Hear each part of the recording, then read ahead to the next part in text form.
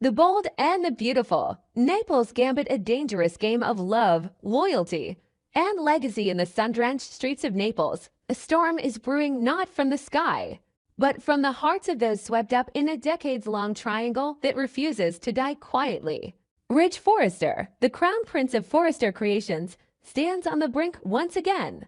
Caught between two women who have defined and defied him over the course of his turbulent life, Brooke Logan and Taylor Hayes. And while the world may see this as a love story, what's playing out is nothing short of a chess game, and Eric Forrester, patriarch and puppet master, might just be moving the pieces. Eric's recent behavior has sparked whispers in the corridors of the fashion world. Naples was meant to be a celebration, a picturesque European getaway.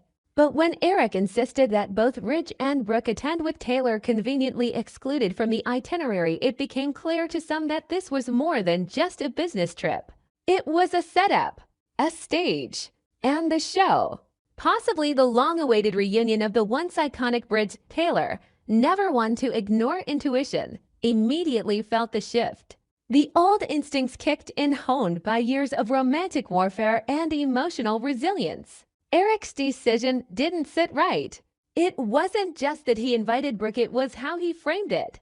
The timing, the destination, everything pointed toward a rekindling attempt. Taylor could feel the sands slipping beneath her feet. Ridge had promised her everything: commitment, stability, a future. But a promise in Ridge's world is always at war with his past, and that past is soaked in memories of Brooke. Determined not to lose momentum, Taylor pushed. The wedding needed to happen, and fast. She didn't ask, she declared. It was time. No more delays. But Ridge, ever the man of inner conflict, stalled. His hesitation wasn't just a red flag, it was a fire alarm. Taylor saw it, felt it, feared it. Because when Ridge hesitates, Brooke always seems to be standing just around the corner, smiling, glowing, waiting. Meanwhile, Brooke wasn't exactly playing passive either. Naples awakened something. Maybe it was the Italian air, or the echoes of shared memories between her and Ridge. But there was a light in her eyes again, that old Logan fire. She wasn't chasing him, not openly, but she didn't need to. Eric had already cleared the runway. And Ridge, as always, was drawn to the nostalgia, the comfort, the magnetism. They dined, they reminisced, they laughed a little too easily. Taylor wasn't there, and that absence was deafening. Those closest to the trio could see the writing on the wall, but no one knew which wall Ridge would crash through first. Donna whispered concerns to Katie. Steffi grilled her father with guarded fury. Thomas, weary and weary, wondered if this was just another cycle, another round of romantic whiplash that would leave everyone bleeding. But it wasn't just about Ridge anymore. This time, Taylor wasn't positioning herself as the wounded woman left behind. She was preparing for war or for departure. The fall preview didn't lie. Taylor is done playing second. If Ridge wants Brooke, he can have her, but she won't be waiting.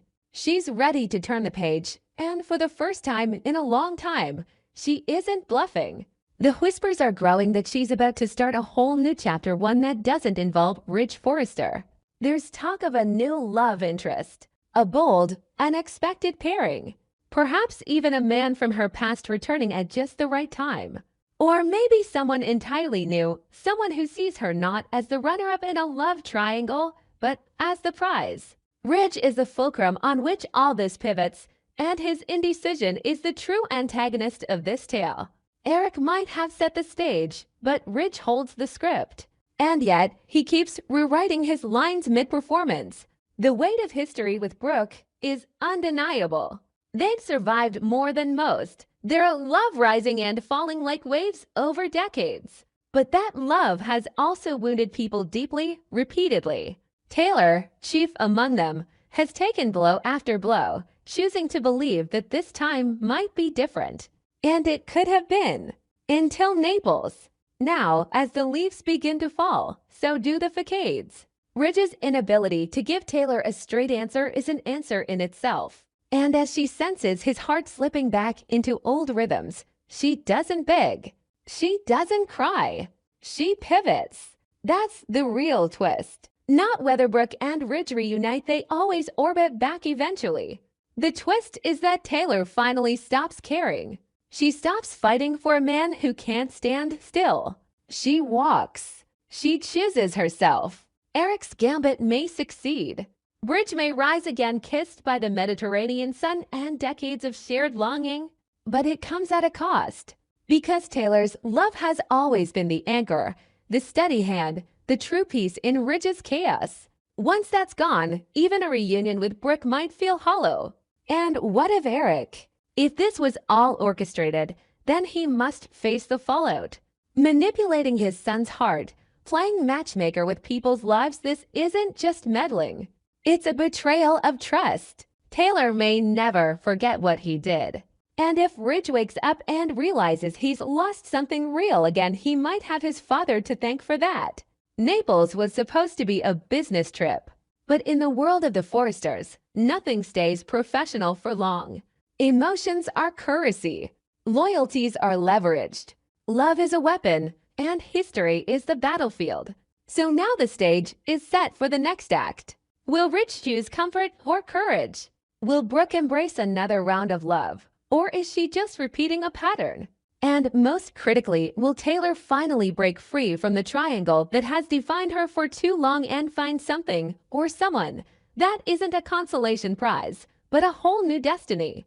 One thing is certain, the bold will make moves. The beautiful will walk away when they must. And the game is far from over. But just when everyone thinks they know how this story ends, the bold and the beautiful throws in a curve that no one, not even Ridge, sees coming. Back in Los Angeles, Taylor returns from her short self-imposed retreat, sharper, colder, more focused than anyone's ever seen her. Gone is the hopeful romantic who waited for Ridge to choose her. In her place stands a woman who is finished playing games. Her message is simple: enough. Ridge, now back from Naples, carries the glow of the trip, but also a weight he doesn't yet understand. Brooke, riding high from their renewed connection, assumes the door is finally open. But Ridge hesitates again. Something doesn't feel right. Naples was intoxicating, yes, but it was also safe, familiar, comfortable. And Ridge is tired of comfort being confused with love. When he goes to Taylor to talk, he expects anger. Instead, she's calm, almost too calm. She tells him that she knows about Naples, she knows about the dinners, the wine, the long walks. She even knows what Eric did. And she doesn't care. Not because she's above it, but because she's past it. Taylor doesn't accuse. She doesn't fight. She simply lets go. She tells Ridge, "I'm not angry. I'm just done waiting for you to be someone you've never been. I love you, but I love myself more now." It stuns him. Ridge is used to women either clinging or combusting, but Taylor does neither. She smiles, she thanks him for the memories, and she walks away. And here's where the real drama ignites. Because Taylor doesn't just walk away emotionally, she walks away publicly. She shows up at a Forrester Creations press event with a new man. He's not just any man. He's Dr. Adrian Laurent, a world-renowned trauma specialist from Paris, suave, intelligent, with a smoldering presence and just enough mystery to stir the pot. He and Taylor met during a conference abroad months ago, and while nothing happened then, their connection was undeniable. Now, he's in LA for a new position at a high-end private clinic and clearly to explore whatever spark still lingers with Taylor. The move is seismic. The Forrester office buzzes with speculation. Brooke's smile falters. Ridge is visibly shaken. Steffi is suspicious but intrigued. Thomas is impressed. And Eric, for the first time, looks like he may have overplayed his hand. Meanwhile, Adrian isn't just arm candy. He's smart, patient, and clearly captivated by Taylor. He challenges her, respects her, and most importantly, doesn't carry the baggage of Forrester history. Their chemistry is palpable, their banter charged, and their affection real. For once, Taylor isn't reacting to Ridge, she's building something new. And Ridge, He spirals. He tells himself he's happy for her. He tells Brooke that this is what Taylor needed.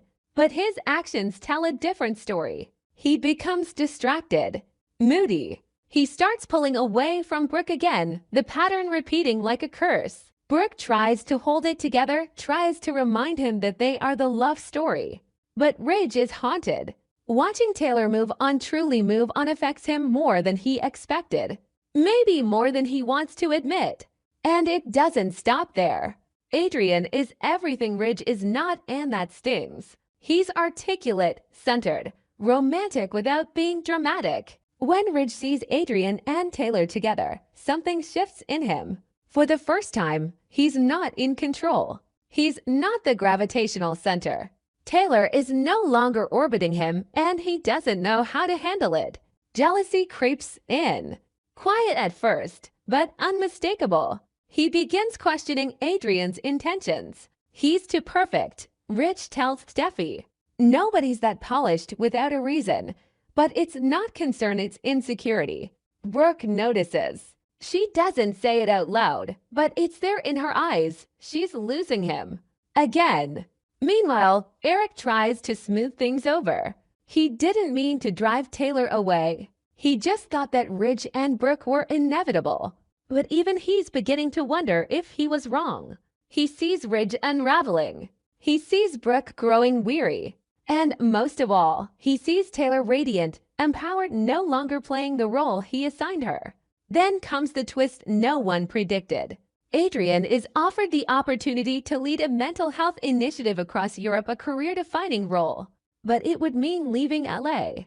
And Taylor. He doesn't pressure her. He tells her she deserves someone who stays. But Taylor surprises even herself. She says, maybe I'm ready to go, not for him, for herself. She begins seriously considering the offer to join him abroad. It's not just about love, it's about escape, reinvention, a life away from the constant push and pull of Ridge Forrester, away from triangles, away from old wounds. But just as she's about to say yes, Ridge finally shows up, not just physically, but emotionally. He confesses everything. The fear, the regret, the realization that what he shared with Taylor was deeper than comfort, it was peace. He tells her he's ready, finally ready. No more triangles, no more bouncing, no more Brooke. He wants to marry her, for real. Taylor is speechless. This is everything she's ever wanted, but now, when she's finally free, finally breathing, finally seeing herself outside of Ridge's shadow. And here's where the real cliffhanger lands. She says, I believe you, but I don't believe in us anymore. Then she boards the plane with Adrian. Fade to black. But this is the bold and the beautiful. No door is ever fully closed. Ridge watches her go, hollowed out by his own timing. Brooke stands behind him, unsure if she's the winner or just the last one standing. And Eric, who started this whole chain reaction, is left wondering if he's destroyed the very family he was trying to hold together. Taylor Hayes is no longer a supporting character. She's the main event now, and wherever she goes next, one thing is clear.